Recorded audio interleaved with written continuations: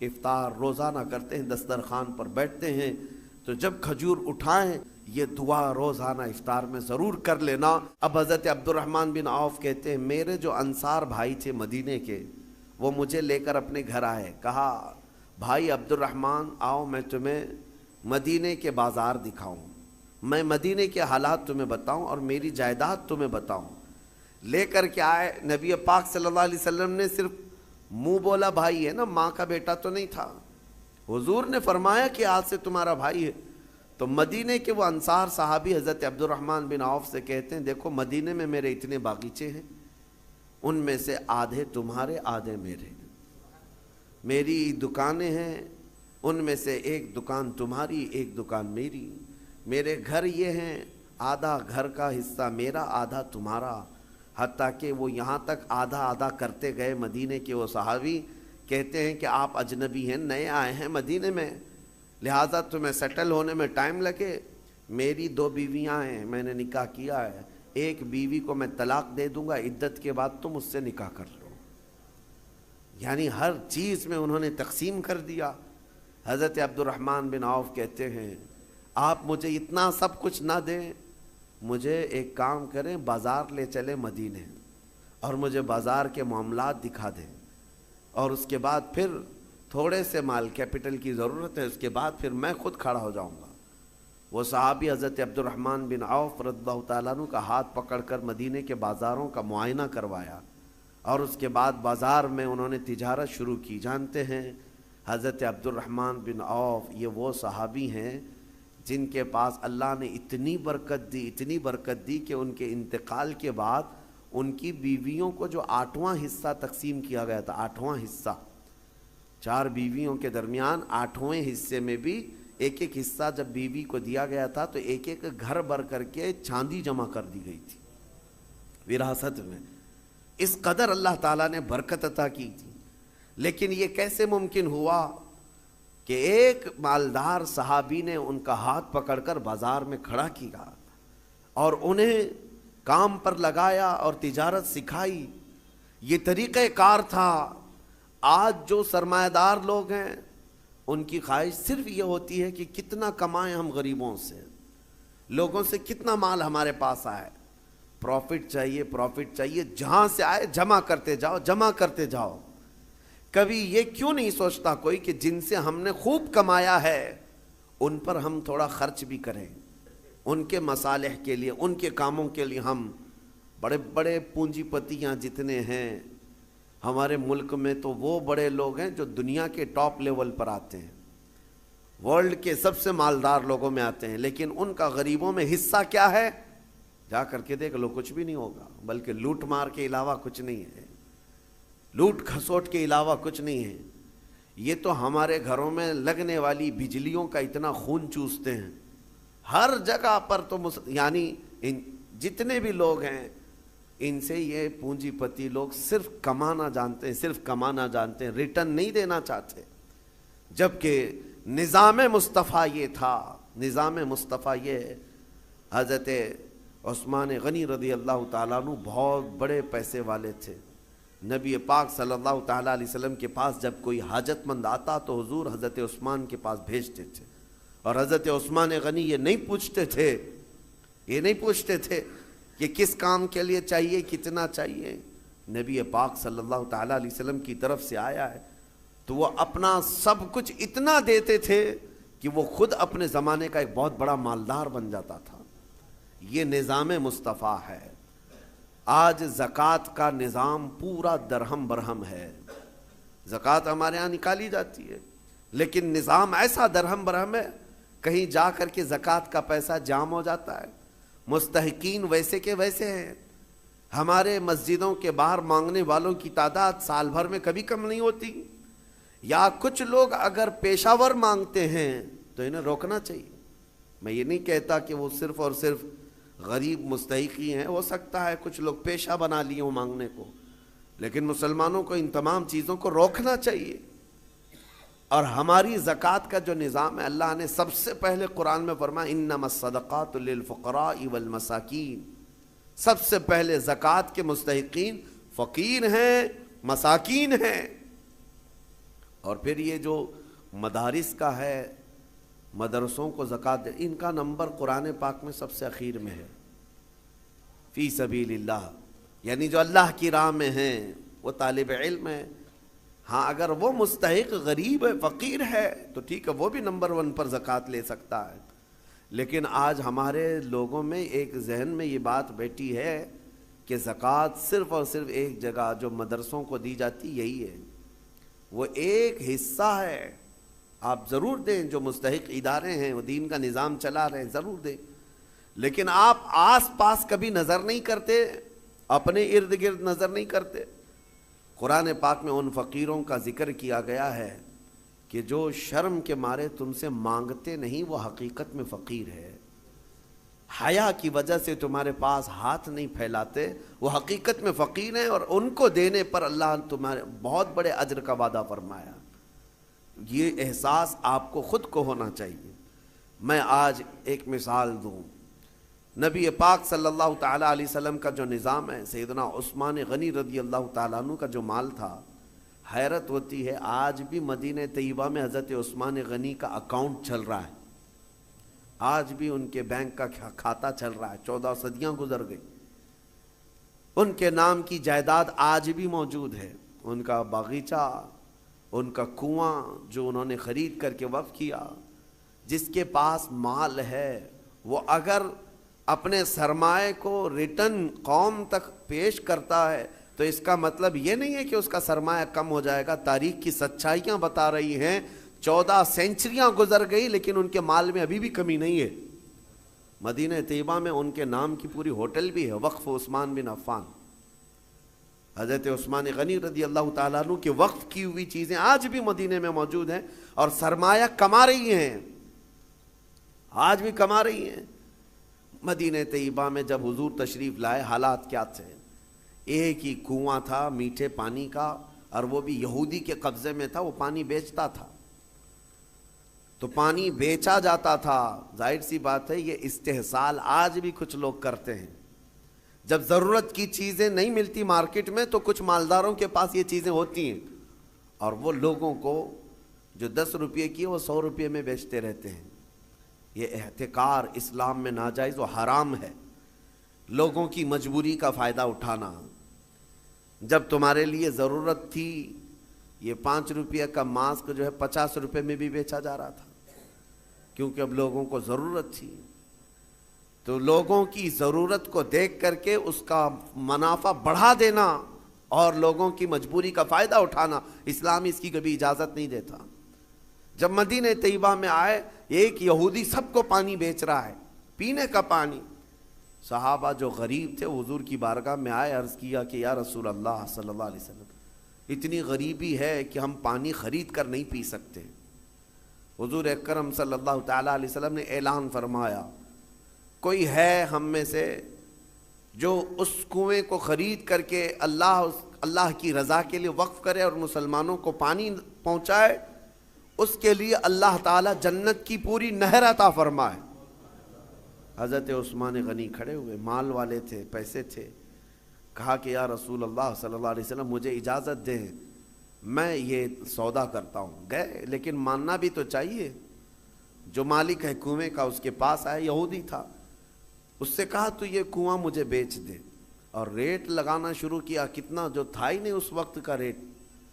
آپ نے 1000 درہم سے شروع کیا، 1000، 2000، 3000، 4000 درہم چاندی کے سکے کو کہتے تھے، 10,000 درہم پر بھی لگایا، وہ دینے کو تیار نہیں ہوا، کہا نہیں میں بیچوں گا نہیں کنواں۔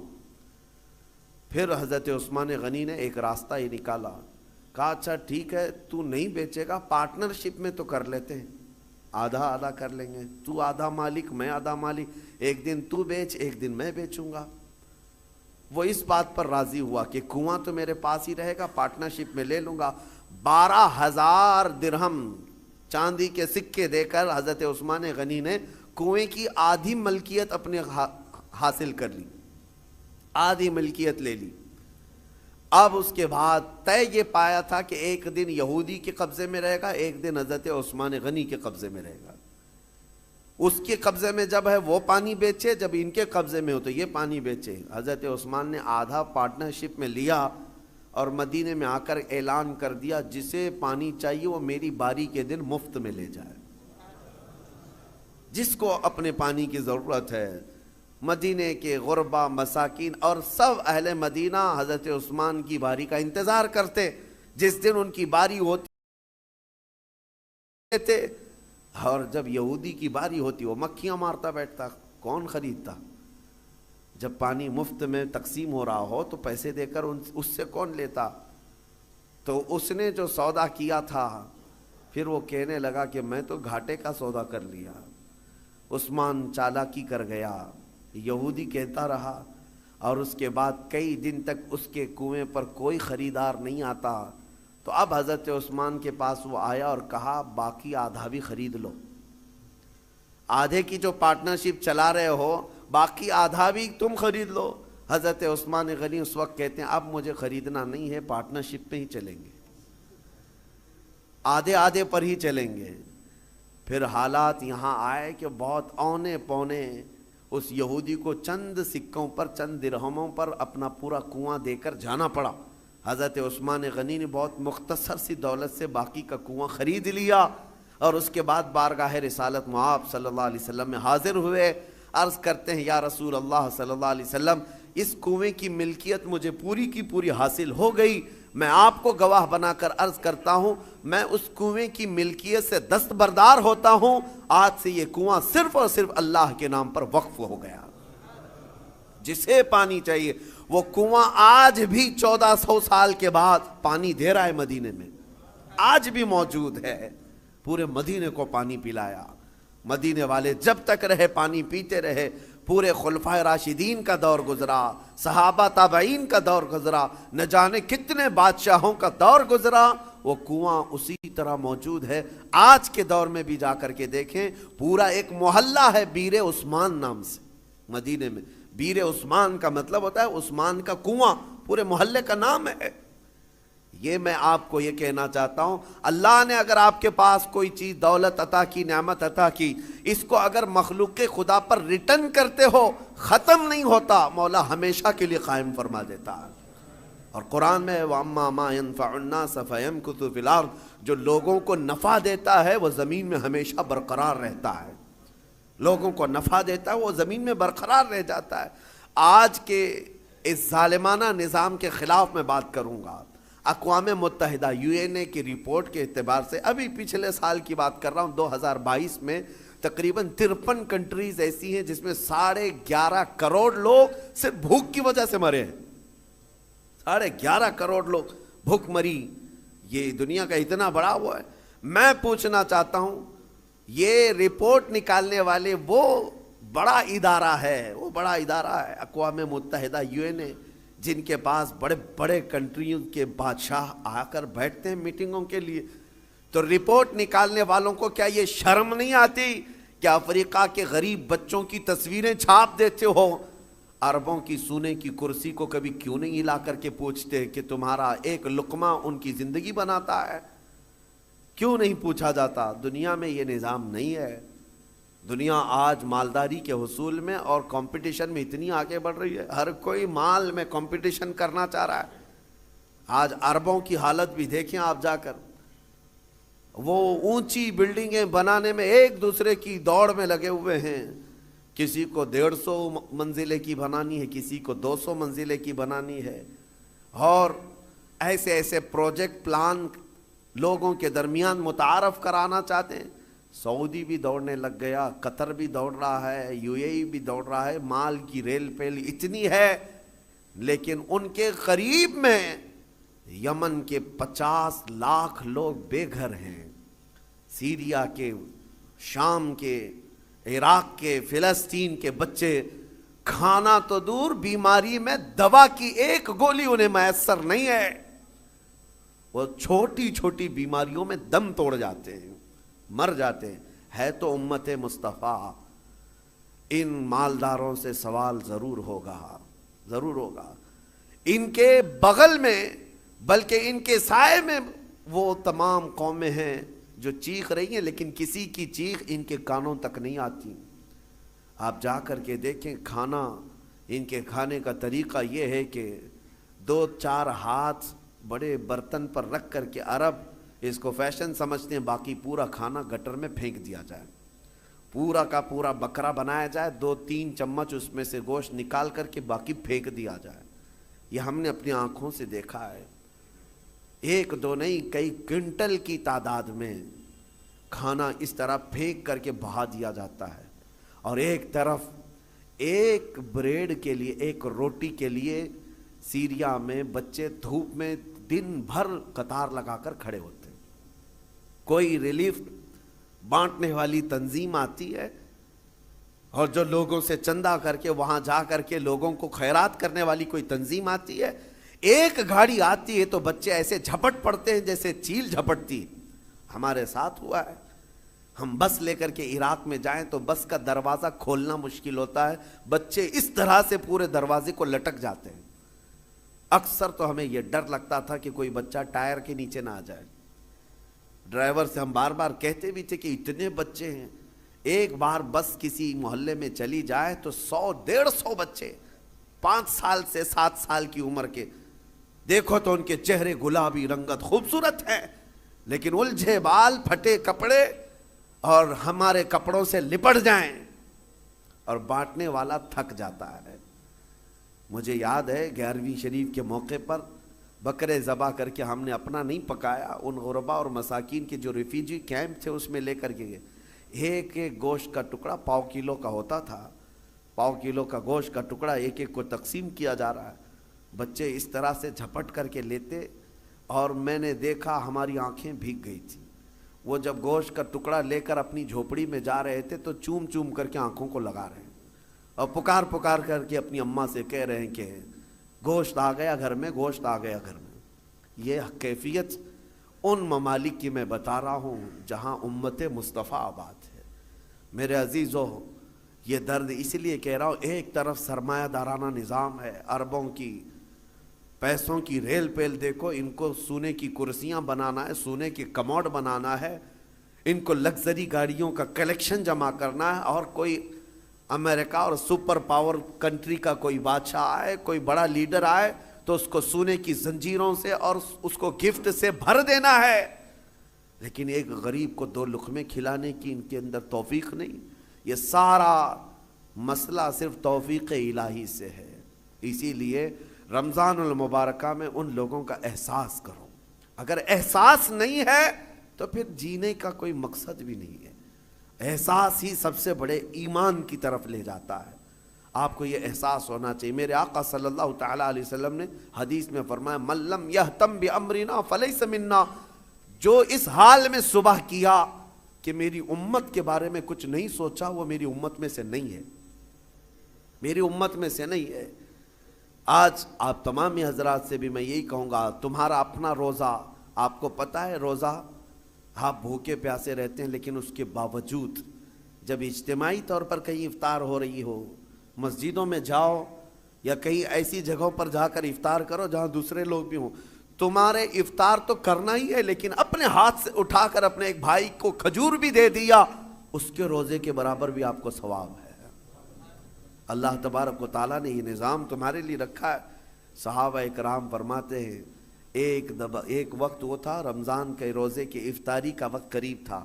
70 صحابہ جو اصحاب صفہ میں ہیں نبی پاک کے حجرے کے باہر بیٹھے رہتے تھے. ایک دودھ کا پیالہ آیا ہے، چند کھجوریں آئی ہیں اور سب دسترخوان پہ ہیں، اور افطار کے لیے چند ہی لمحے باقی رہ گئے. نبی پاک صلی اللہ علیہ وسلم نے اپنے حجرے میں اندر دیکھا، حضرت عائشہ سے کہا کہ عائشہ باہر نظر کرو، کوئی باقی تو نہیں رہ گیا، کوئی مسافر، کوئی اجنبی تو نہیں ہے. حضرت عائشہ کہتی ہیں وہ کھڑکی سے اندر سے جھانک کر دیکھتی ہیں، جنت البقیع قبرستان حضور کے حجرے سے تھوڑی دور پہ ہے. ایک درخت تھا غرقد کا، اس درخت کے نیچے کوئی ایک مسافر آیا ہے اور الجھے ہوئے بال ہیں، کہیں لمبے سفر سے آیا، وہ اپنی سواری کو باندھ رہا ہے. حضرت عائشہ نے کہا یا رسول اللہ صلی اللہ علیہ وسلم، کوئی دور کا مسافر لگتا ہے اور غرقد کے نیچے کھڑا ہے. افطار کرنے کے لیے میرے آقا بیٹھے، چند لمحے باقی رہ گئے تھے. صحابہ کہتے ہیں حضور دسترخوان چھوڑ کر اٹھ گئے. میرے آقا دسترخوان چھوڑ کر اٹھ گئے اور چل کر کے گئے، اور جب اس کے پاس گئے تو اس سے پوچھا کہاں سے آئے؟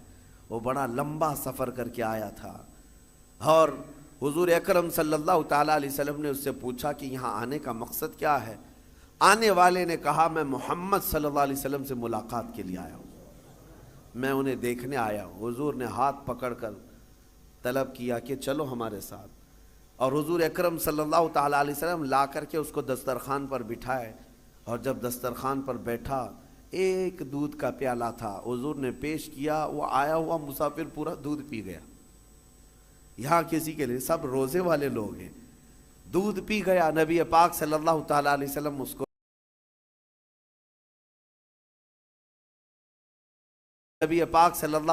وسلم مسکرائے، اور کھجور حضور نے اپنے منہ سے تھوڑی سی کھائی اور صحابہ کو دیا۔ صحابہ کہتے ہیں ساروں نے وہی کھجور کھائی، سبوں نے وہ کھجور کھا لی۔ اب اس کے بعد وہ بندہ پوچھتا ہے محمد کہاں ہیں؟ جو آیا ہوا ہے وہ کہتا ہے محمد کہاں ہیں؟ نبی پاک صلی اللہ تعالیٰ علیہ وسلم نے اس وقت تک اسے احساس ہونے نہیں دیا میں اللہ کا رسول۔ سب سے پہلے اس کا پیٹ بھر جائے، سب سے پہلے اس کی ضرورت پوری ہو جائے۔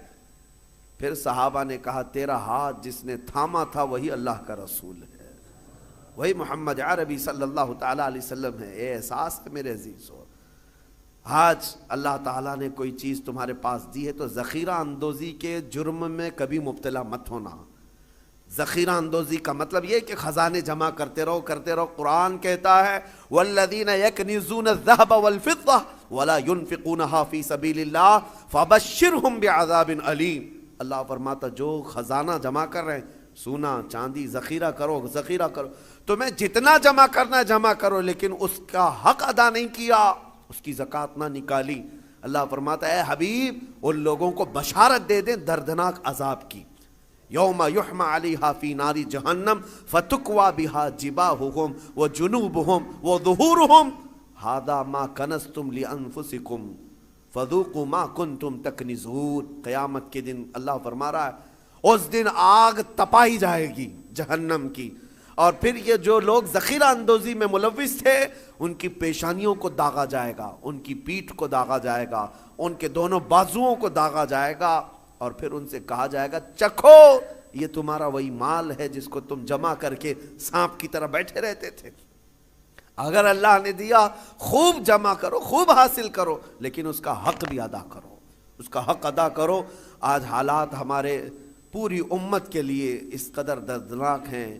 میں ایک ریکویسٹ کر کے اپنی گفتگو کو ختم کرتا ہوں۔ افطار روزانہ کرتے ہیں، دسترخوان پر بیٹھتے ہیں، تو جب کھجور اٹھائیں، ہو تو نہیں سکتا، ہماری طاقت نہیں ہے کہ ہم چل کر کے ملک شام پہنچ جائیں، چل کر کے ابھی ہم عراق پہنچ جائیں، چل کر کے ابھی ہم یمن چلے جائیں، لیکن دسترخوان پر کھجور اٹھا کر بارگاہ رب العزت میں یوں تو کہہ سکتے ہو مولا مجھے تو نعمتیں کھلا رہا ہے، تیرے حبیب کی امت میں چھوٹے بچے بھوک سے بلک رہے ہیں، اے اللہ تو نے مجھے کھجوروں کی نعمت دی ہے، اے کریم خدا ان پر تو اپنا خانے نعمت وسیع فرما دے، میرے حبیب کی امت پر تو رحم کی چادر پھیلا دے، ان کے آزمائش کے دنوں کو تو مولا اب ختم فرما دے۔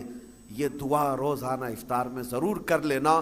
اس لیے میں کہہ رہا ہوں کہ اگر تمہارے دل میں احساس بھی پیدا ہوا، قیامت کے دن یہ نیت بھی دیکھی جائے گی کہ یہ چل کر کے تو نہیں گیا، لیکن ان کے درد کا درد یہ یہاں بیٹھ کر کے بھی محسوس کرتا تھا، اس کی بھی بخشش کی جائے گی۔ اللہ کریم رمضان المبارکہ کی ان خیر والی ساعتوں میں ان تمام غریب امت مصطفیٰ پر رحم و کرم کی بارش نازل فرمائے، مولا ان سب کو امن کی سانسیں عطا فرمائے۔ رب ذوالجلال اس پاک مہینے میں ان غربا اور یتیموں کو جن کے ماں باپ کا سایہ ان کے سروں سے اٹھ چکا ہے، جن کا کوئی حامی و مددگار نہیں، مولا تو ان کا حامی و مددگار بن جا۔ اے کریم خدا تو ان کا ناصر و وکیل ہے، اے اللہ غیب سے ان کے لیے اسباب پیدا فرما۔ وآخر دعوانا ان الحمدللہ رب العالمین۔ مفتی سلمان اظہری صاحب کا یہ بیان زیادہ سے زیادہ شیئر کریں اور سپورٹ کریں۔